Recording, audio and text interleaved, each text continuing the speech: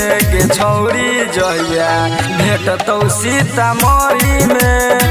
बान हो के घीचब सार के गरी में के छौरी जहिया भेटतौ सीतामढ़ी में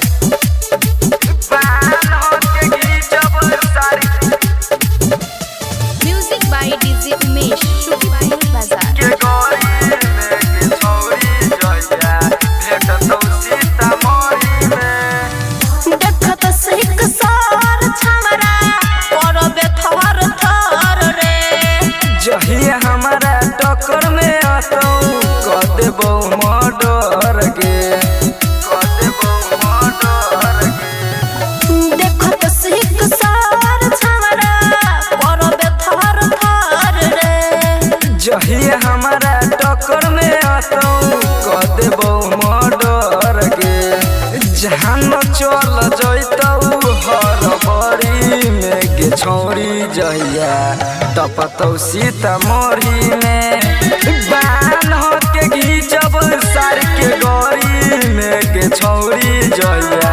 भेटतौ सीतामढ़ी में बान हो के घीचब सार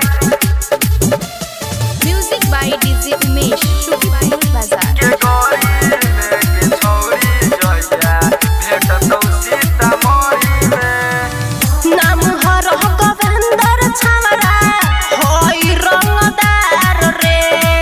राइटर दीपक साजन गर्मी देतौ झार गे नाम दम दीपेंदर छमरा होई रंगदार रे राइटर दीपक साजन गर्मी देतौ झार गे केस नाही लिखतौ कोनो बहरी में के छौरी जहिया भेटतौ सीतामढ़ी में बान हो के घीचब सार के गरी में के छौरी जहिया भेटतौ सीतामढ़ी में। रौनक रिकॉर्डिंग स्टूडियो मेजरगंज सीतामढ़ी।